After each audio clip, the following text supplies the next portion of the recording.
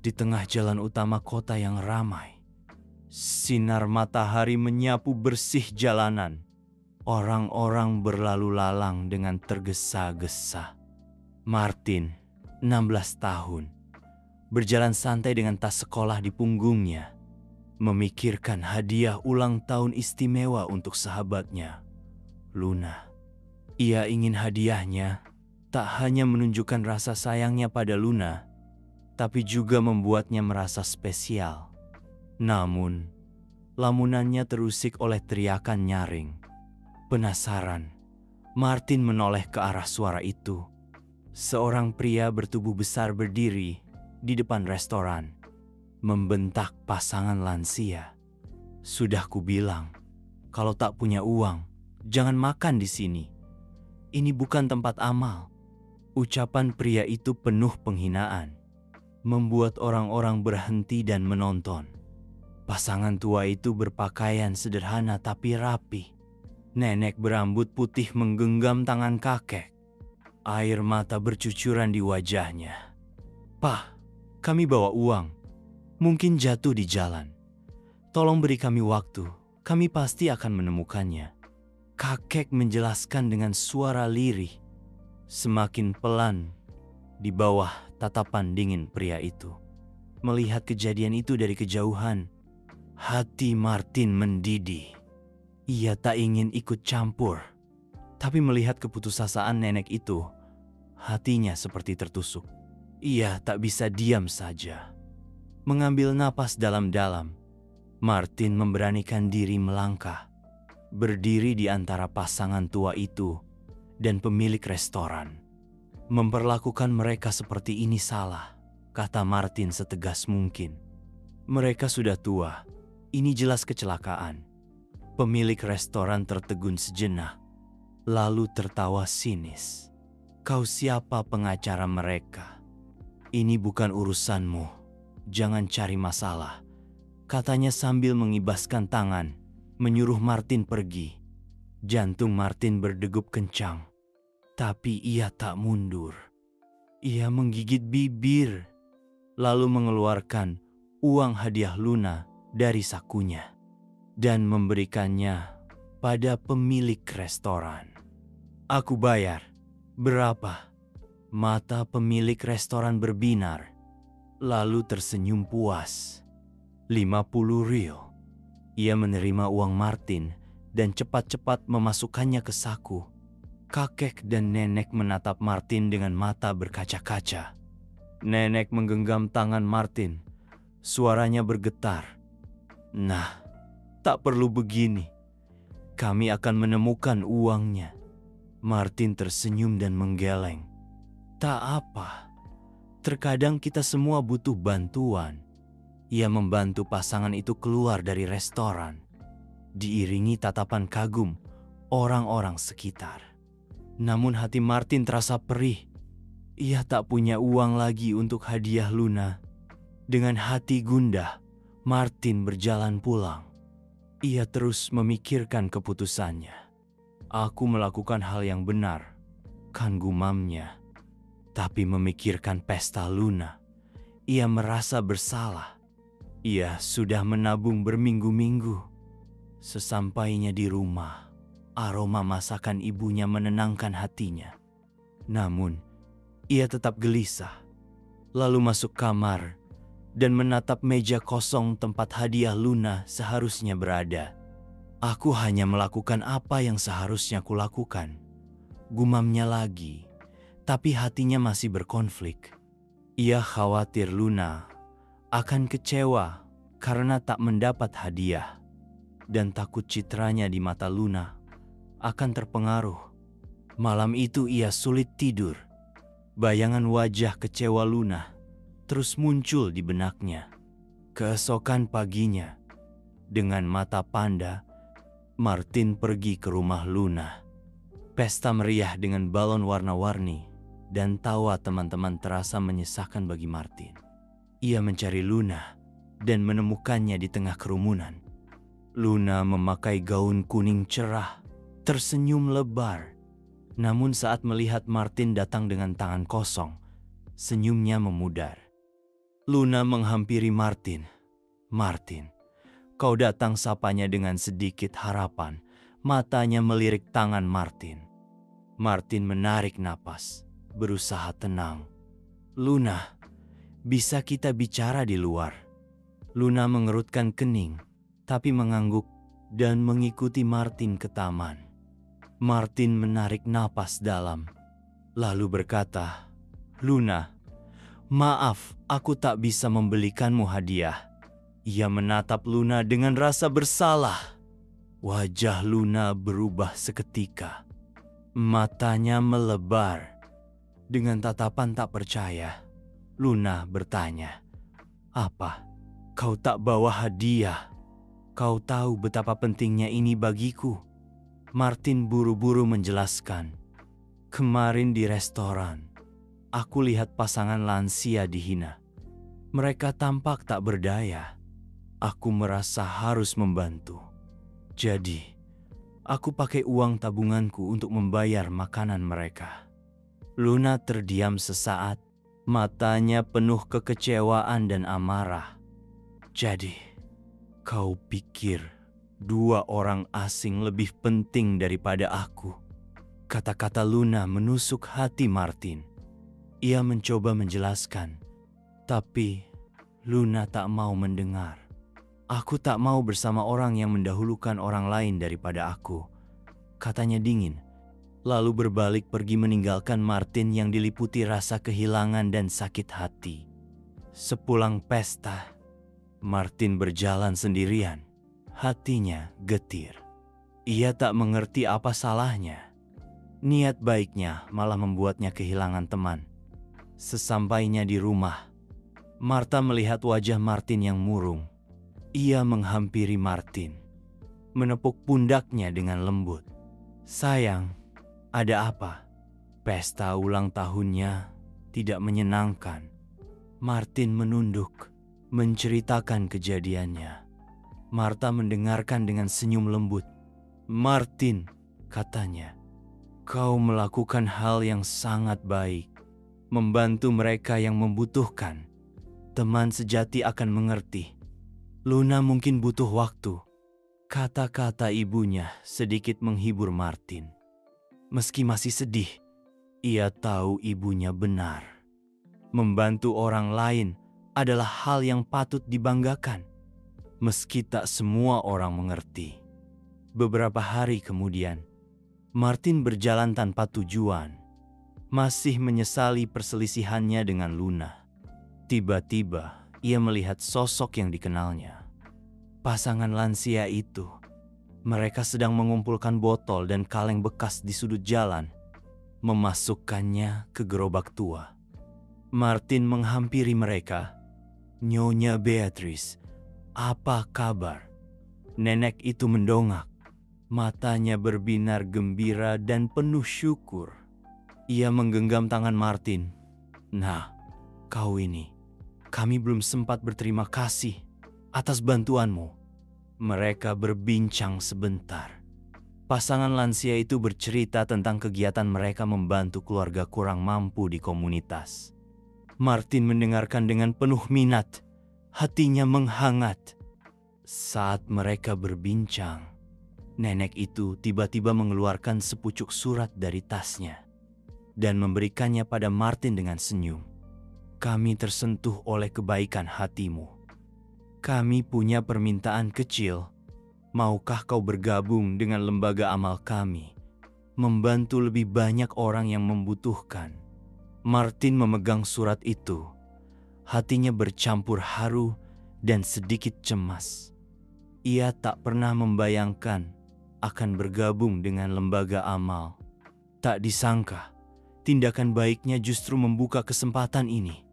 Keesokan harinya, ia pergi ke lembaga amal itu, sebuah kantor kecil di sudut jalan.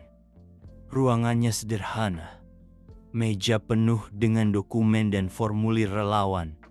Suasana tempat itu terasa tulus dan sederhana.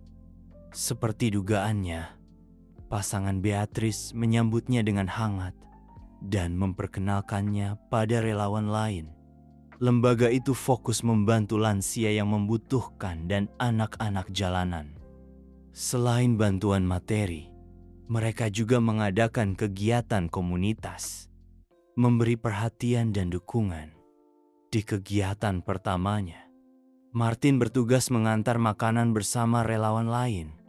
Mereka mengetuk pintu rumah satu persatu, menyerahkan makanan hangat kepada para lansia dan anak-anak. Melihat senyum syukur di wajah mereka, hati Martin menghangat. Rasa hangat ini membuatnya yakin dengan keputusannya. Dalam tugasnya, Martin bertemu banyak orang yang membutuhkan. Setiap kisah menyentuh hatinya. Suatu hari, ia mengantar makanan untuk John, kakek berusia 70-an. John hidup sebatang kara. Dulu ia bekerja di pabrik, kehilangan keluarga karena sakit, dan sejak itu hidup sendiri dengan uang pensiun yang sedikit. Saat Martin memberikan makanan, mata John berkaca-kaca. Dengan suara bergetar, ia berkata, "Nah, kau tak tahu betapa berartinya ini bagiku. Hidup sendirian di usia ini. Yang paling menakutkan adalah dilupakan. Kau membuatku merasa masih dipedulikan." Kata-kata itu menyentuh hati Martin. Ia merasa apa yang dilakukannya sangat berarti. Mengantar makanan bukan hanya bantuan materi, tapi juga dukungan emosional. Ia menyadari yang paling dibutuhkan para lansia adalah teman dan rasa hormat. Tindakan kecil ini bisa menyalakan api harapan di hati mereka. Seiring waktu, Martin juga merasakan sulitnya kerja sosial.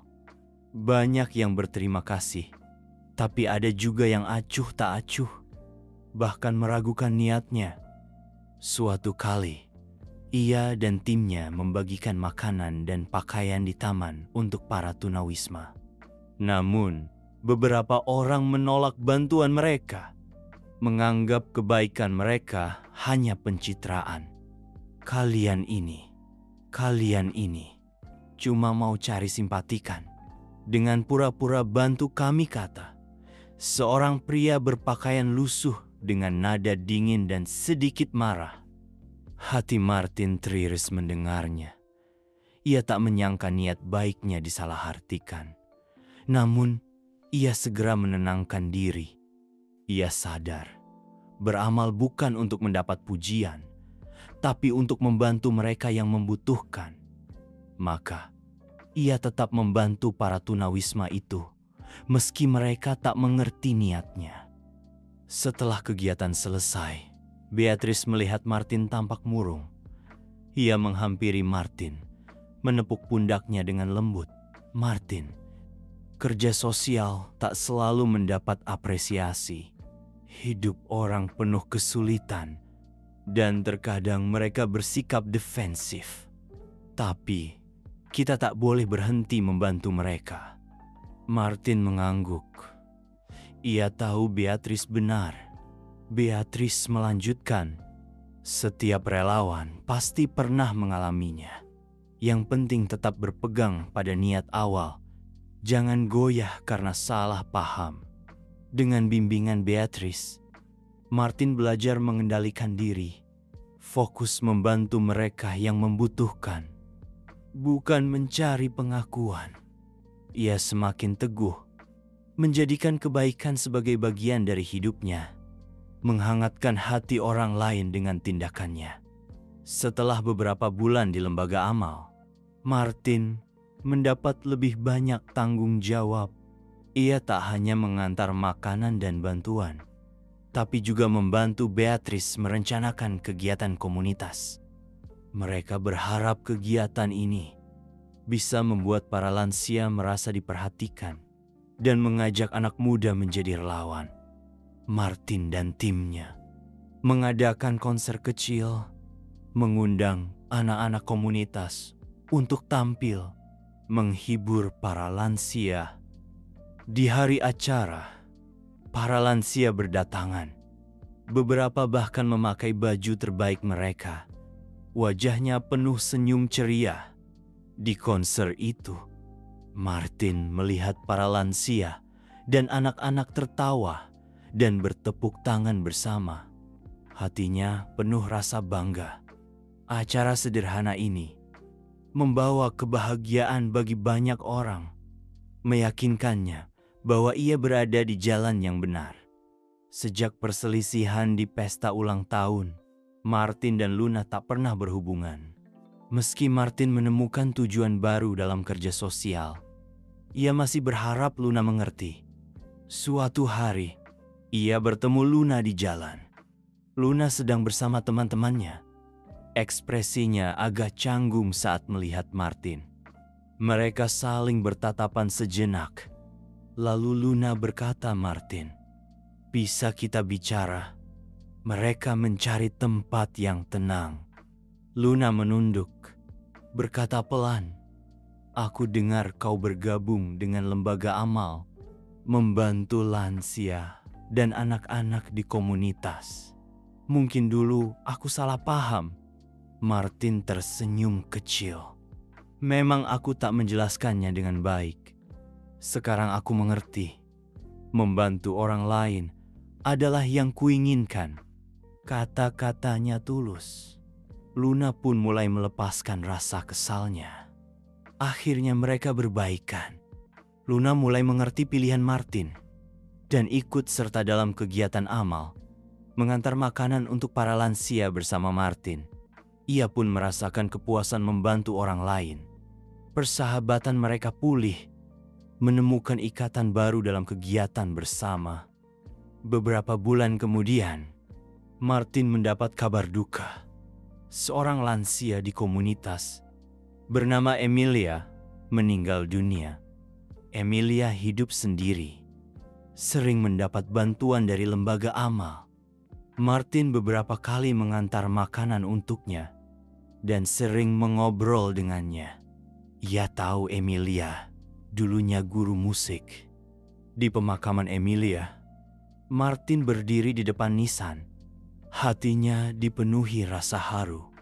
Ia tahu hidup Emilia penuh liku dan kesepian.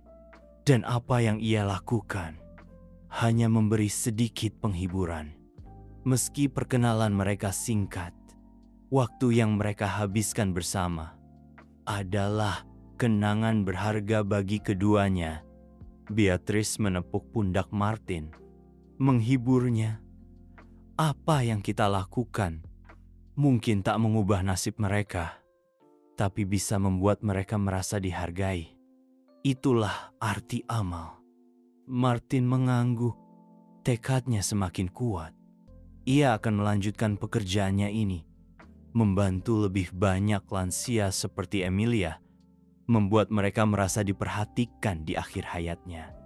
Seiring bertambahnya pengalaman Martin, Beatrice memutuskan untuk menjadikannya ketua kelompok, memimpin relawan lain dalam kegiatan amal.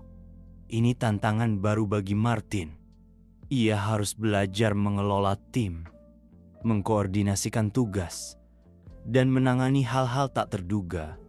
Di salah satu kegiatan komunitas, kelompok Martin menghadapi kesulitan, bantuan kurang, dan para relawan kelelahan karena cuaca panas.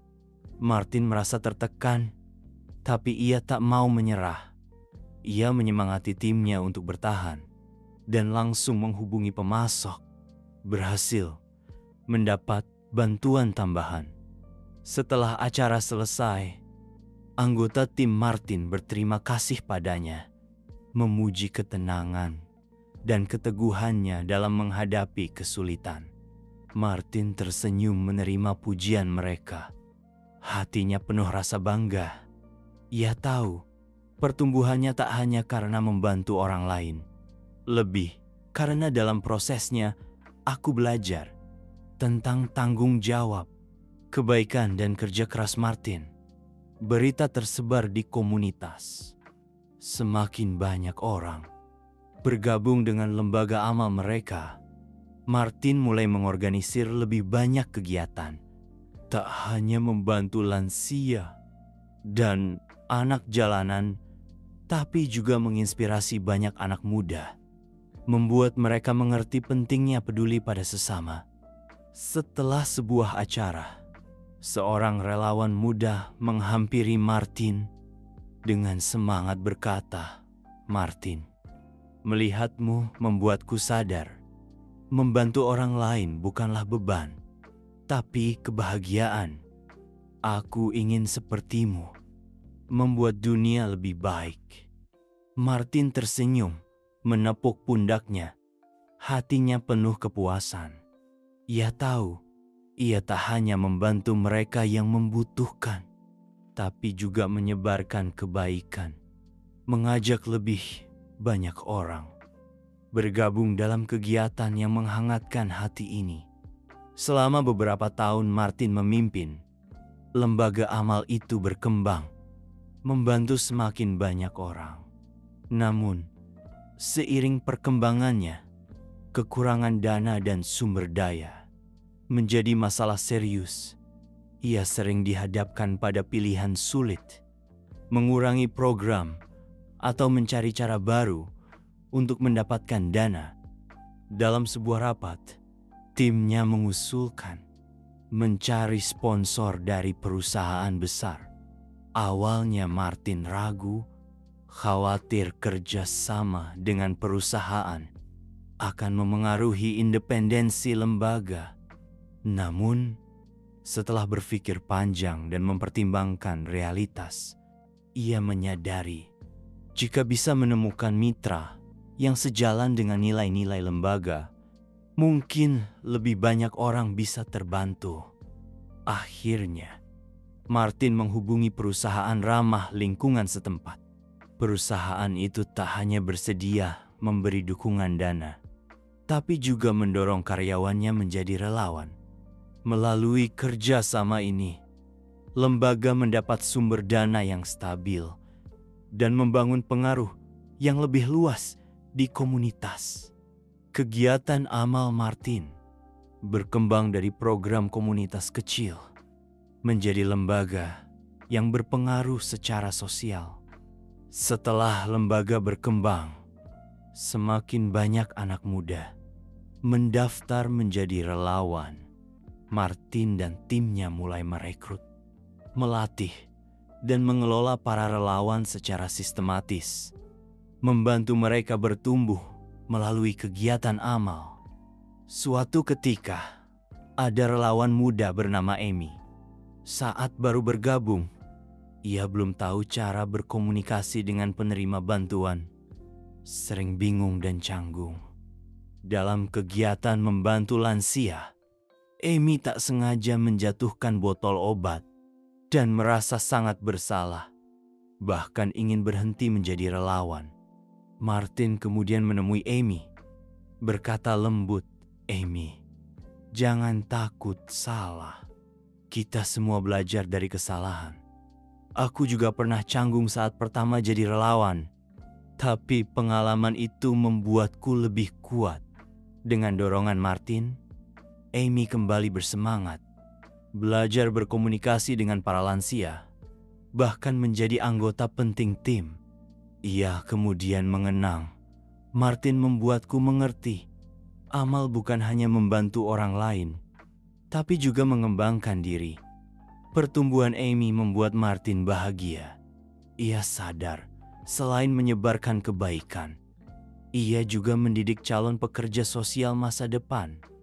Dengan semakin banyaknya anak muda yang bergabung, lembaganya semakin bersemangat dan dinamis. Kebaikan menyebar seperti riak air. Beberapa tahun kemudian, lembaga amal Martin mendapat perhatian organisasi amal internasional karena keberhasilannya di komunitas. Sebuah organisasi kesejahteraan anak dari Afrika menghubunginya, mengajukan kemungkinan kerjasama. Martin tahu, organisasi itu telah berjuang keras membantu anak-anak miskin di Afrika dan langsung tertarik. Setelah beberapa kali rapat virtual, Martin memutuskan pergi ke Afrika untuk bertemu langsung dengan pimpinan organisasi tersebut. Ia tiba di desa terpencil di Afrika, melihat langsung kondisi kehidupan anak-anak di sana. Banyak anak sakit karena kekurangan air bersih dan akses pendidikan yang sangat terbatas. Hatinya tergerak. Ia menyadari bantuannya tak hanya bisa mengubah komunitasnya, tapi juga membawa perubahan di tempat lain di dunia. Saat berbicara dengan pimpinan organisasi di Afrika, Ali, Martin berkata, "Dulu kupikir amal adalah tentang distribusi sumber daya dan bantuan. Tapi sekarang aku mengerti, amal adalah tentang semangat, keyakinan yang bisa dirasakan di seluruh dunia." Sekembalinya ke negaranya, Martin mulai bekerja sama dengan organisasi Ali, mengirim bantuan yang dibutuhkan ke Afrika, dan memulai program pertukaran relawan lintas budaya.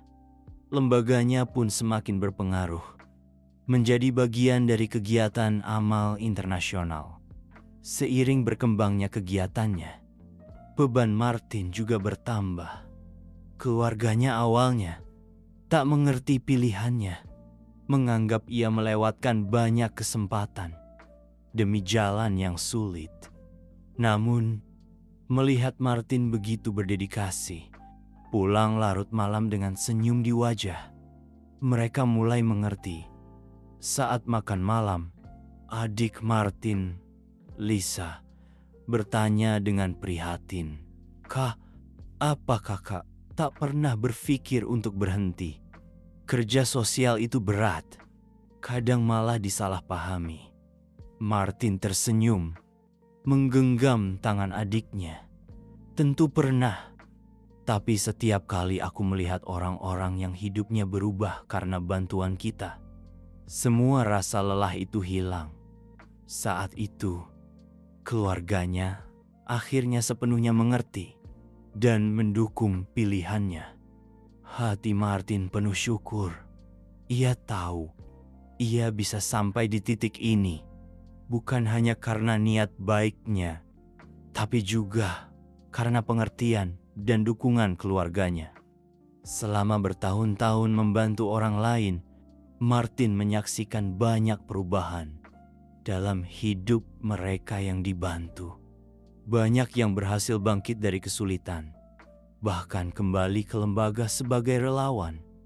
Lembaga ini bukan hanya pusat bantuan, tapi juga rumah bagi banyak jiwa. Suatu hari, Carlos, seorang pria yang pernah dibantu, datang ke kantor. Ia kini telah menjadi dokter. Dengan penuh syukur, Carlos berkata pada Martin, "Pak Martin, dulu Bapak yang membantu saya, memberi saya kesempatan belajar dan berkembang. Sekarang saya ingin membalas budi sebisa saya." Kedatangan Carlos membuat Martin terharu. Ia melihat benih yang ia tanam telah tumbuh di hati banyak orang. Balasan dari mereka yang pernah dibantu semakin menguatkan tekadnya untuk terus berbagi kasih. Seiring berkembangnya kegiatan amal, perhatian masyarakat pun meningkat. Beberapa orang mulai mempertanyakan lembaga Martin. Ada yang menganggap kegiatan amal ini hanya untuk mencari nama. Bahkan ada media yang memberitakan bahwa keuangan lembaga tidak jelas. Martin sedih mendengarnya. Ia tak menyangka niat baiknya dan timnya disalahpahami seperti ini. Ia mengadakan beberapa rapat, meminta semua anggota tim untuk transparan dan jujur, dan meningkatkan keterbukaan informasi. Saat diwawancarai media, Martin dengan tegas berkata, "Kami selalu menjunjung tinggi kejujuran dan transparansi. Saya yakin waktu yang akan membuktikan." Seiring waktu, semakin banyak fakta yang membuktikan bahwa lembaga itu bersih. Keraguan publik pun menghilang. Martin dan timnya memperoleh kepercayaan dan rasa hormat masyarakat. Menjelang Natal, Lembaga Martin mengadakan acara amal spesial, mengundang para lansia dan anak-anak di komunitas. Mereka mendekorasi ruangan dengan indah, menyiapkan makanan lezat dan hadiah kecil, serta pohon Natal besar yang dihiasi ornamen buatan anak-anak. Di acara itu, para lansia bercerita tentang masa muda mereka, dan anak-anak dengan gembira menampilkan pertunjukan. Martin berdiri di samping, menyaksikan semuanya. Hatinya dipenuhi rasa puas dan bahagia. Ia merasa seperti pelindung, membawa kehangatan dan perhatian bagi mereka. Malam itu, seorang kakek menghampirinya, menggenggam tangan Martin, berkata lirih, "Terima kasih Martin, kau membuat kami yang kesepian ini merasakan kembali kehangatan keluarga." Hati Martin menghangat. Ia tahu apa yang dilakukannya telah mengubah hidup banyak orang. Di bawah pohon Natal yang gemerlap, ia berdoa dalam hati, semoga kehangatan dan kepedulian ini tak pernah hilang, terus menyebar ke lebih banyak hati. Bertahun-tahun kemudian, Martin menjadi filantropis yang dihormati. Lembaganya berkembang menjadi organisasi amal internasional besar, membantu banyak orang. Ia sering teringat saat pertama kali membayar makanan pasangan lansia itu. Itulah titik balik hidupnya. Langkah pertamanya di jalan amal. Dalam sebuah upacara penghargaan, Martin menerima penghargaan Lifetime Achievement Award. Ia berpidato, mengenang perjalanan amalnya.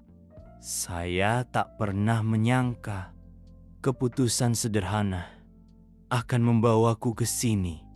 Setiap kali saya membantu seseorang, melihat senyum mereka, saya tahu inilah arti hidup saya." Penonton berdiri dan bertepuk tangan. Mata Martin berkaca-kaca. Ia tahu ini bukan hanya penghargaannya, tapi juga penghargaan bagi semua orang yang terlibat dalam kegiatan amal, membantu sesama. Martin perlahan menyerahkan pengelolaan lembaga kepada generasi muda, memfokuskan diri untuk membimbing dan mendukung filantropis masa depan. Ia tahu benih kebaikan yang ia tanam telah tumbuh di seluruh dunia. Pada suatu pagi yang cerah, ia membawa sekelompok relawan baru ke komunitas pertama yang ia bantu. Melihat lingkungan yang telah berubah berkat kerja keras selama bertahun-tahun, Martin merasa sangat bangga. Ia berkata pada anak-anak muda itu, "Apa yang kita lakukan bukan untuk penghargaan, tapi untuk menyebarkan kebaikan." Semangat ini akan terus diwariskan, tak pernah padam. Saat itu, ia seperti melihat masa lalunya dan juga bayangan lebih banyak orang yang bergabung dalam kegiatan ini di masa depan. Martin mengerti, kekuatan kebaikan tak hanya bisa mengubah seseorang, tapi juga seluruh dunia. Martin menua, rambutnya memutih, tapi ia tetap sehat dan bersemangat. Meski ia telah pensiun dari pengelolaan lembaga, fokus pada mengajar dan membimbing generasi muda. Setiap kali melihat berita tentang anak-anak dan lansia yang membutuhkan, hatinya kembali bergelora. Suatu hari, ia menonton film dokumenter di rumah tentang kesulitan anak-anak di daerah terpencil di Afrika yang sakit karena kekurangan air. Di film itu, anak-anak antre panjang menunggu air bersih. Wajahnya penuh harap. Hati Martin terenyuh. Matanya menunjukkan rasa iba. Hati Martin merasa bersyukur. Ia tahu, meski tubuhnya menua, semangatnya untuk beramal tetap sama. Ia pun memutuskan memulai proyek baru, membantu daerah-daerah yang kekurangan sumber daya. Dengan bantuan generasi muda, timnya berhasil mengumpulkan cukup dana dalam beberapa bulan dan segera mengirimkannya ke negara-negara yang membutuhkan. Kali ini, Martin memutuskan untuk pergi sendiri, memimpin relawan membangun sumur untuk memperbaiki kondisi hidup masyarakat setempat. Martin dan timnya tiba di desa terpencil di Afrika. Kehidupan penduduknya sangat sederhana. Debu beterbangan di mana-mana. Banyak yang berjalan tanpa alas kaki di tanah kering. Namun, saat tahu tujuan mereka, penduduk desa tersenyum gembira. Tetua desa dengan wajah keriput menggenggam tangan Martin. Matanya berkaca-kaca. "Terima kasih. Kalian sungguh penyelamat kami." Martin dan relawan muda bekerja keras siang malam, membantu membangun sumur. Di bawah terik matahari, ia dan relawan muda menggali dan mengangkut material bersama. Meski sudah tua, Martin tetap berada di garis depan. Bajunya basah kuyup oleh keringat. Saat bekerja, ia bertemu Peter, relawan lokal. Dengan penuh kagum, Peter bercerita pada Martin bahwa ia bisa sekolah karena bantuan lembaga amal Martin. Peter adalah siswa berprestasi yang ingin membangun desanya dan membantu penduduknya keluar dari kemiskinan. Mendengar cerita Peter, Martin terharu dan bangga. Ia menepuk pundak Peter, berkata, "Inilah kekuatan amal. Ia tak hilang karena jarak dan waktu. Tindakanmu hari ini telah meneruskan kebaikan ini." Peter sangat berterima kasih pada Martin dan berjanji akan melanjutkan semangat Martin di desanya, berbagi kasih dan bantuan kepada lebih banyak orang. Setelah perjalanannya ke Afrika, Martin pulang. Namun, ia tak berhenti di situ. Meski usianya lanjut, ia tetap aktif dalam kegiatan amal, bahkan berkomunikasi dengan relawan di luar negeri lewat internet. Suatu hari, saat menikmati sinar matahari di halaman, ia mendapat ide. Ia ingin mewariskan seluruh hartanya untuk lembaga amal, agar terus membantu mereka yang membutuhkan. Ia pun mulai menulis surat wasiat, menuangkan keinginan terakhirnya. Ia menulis, "Sepanjang hidupku, aku telah melewati banyak jalan dan bertemu banyak orang. Setiap orang yang kubantu adalah harta terbesar bagiku. Tubuhku akan kembali ke tanah, tapi aku berharap harta dan semangatku terus berlanjut, membantu anak-anak yang tak berdaya dan lansia yang kesepian. Semoga hidupku bisa membawa sedikit kehangatan bagi dunia." Ia menandatangani surat wasiat dengan tenang, merasa sangat puas. Baginya, hidupnya akan segera berakhir, tapi karya amalnya akan terus berjalan. Benih kebaikan yang ia tanam akan terus tumbuh di hati banyak orang. Seiring waktu, kesehatan Martin menurun. Ia lebih banyak beristirahat di rumah.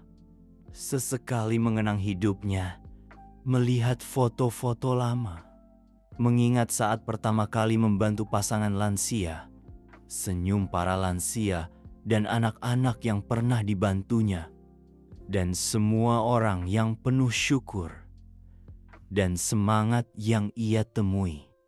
Suatu hari, beberapa relawan datang menjenguk Martin dengan membawa bunga.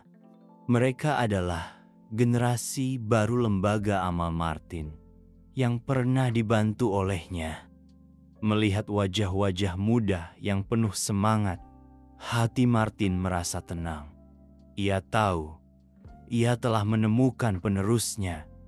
Salah satu relawan, Emily, menggenggam tangan Martin, berkata lembut, "Pak Martin, kami akan melanjutkan visi Bapak. menyampaikan kasih Bapa kepada lebih banyak orang yang membutuhkan. Martin tersenyum lembut, berkata lirih, "Aku tahu kalian akan melakukannya lebih baik dariku. Jalan ini memang sulit, tapi penuh arti. Ingatlah, membantu orang lain juga berarti membantu diri sendiri. Kebaikan akan membuat hidup kalian lebih bermakna." Martin menghabiskan sisa hidupnya dengan tenang. Meski tak meninggalkan warisan atau kekayaan, ia dikenang oleh banyak orang. Di hari kematiannya, ratusan orang datang ke pemakamannya. Ada lansia, anak jalanan, relawan muda, dan Peter yang datang jauh dari Afrika untuk memberikan penghormatan terakhir kepada orang yang ia hormati. Di depan makamnya, Beatrice dan suaminya menangis terseduh-seduh. Mereka berkata, "Martin, kau telah mewujudkan impian kami semua. Kau bukan hanya seorang filantropis, tapi juga keluarga kami." Para relawan muda meletakkan bunga di makamnya, berjanji akan melanjutkan pekerjaannya, menyebarkan kebaikan kepada lebih banyak orang. Nisan Martin bertuliskan, "Di sini beristirahat seorang filantropis yang menghabiskan hidupnya menghangatkan hati orang lain, menerangi dunia." Setelah Martin wafat, karya amalnya tak berhenti, justru terus berkembang di bawah pimpinan generasi baru. Semangat dan keyakinannya menjadi mercusuar bagi banyak orang, membimbing mereka di jalan amal. Setiap tahun, Lembaga Amal Martin mengadakan acara peringatan di hari kelahirannya, mengundang orang-orang yang pernah dibantunya. Mereka berkumpul, berbagi cerita, mengenang kehangatan dan inspirasi yang diberikan Martin. Orang-orang mengenangnya dengan berbagai cara. Ada yang mengorganisir kegiatan untuk lansia di komunitas. Ada yang menceritakan kisahnya kepada generasi berikutnya. Karya amalnya tak hanya terbatas di kotanya, tapi meluas ke seluruh dunia. Mereka yang pernah dibantunya juga mulai membantu orang lain, mewujudkan kekuatan kebaikan. Beberapa tahun setelah Martin meninggal, seorang gadis kecil meletakkan bunga aster di makamnya. Ayahnya bercerita bahwa orang hebat ini pernah membantu banyak orang seperti mereka. Gadis kecil itu mendongak, matanya penuh rasa ingin tahu dan hormat, berbisik, "Terima kasih, Kakek Martin.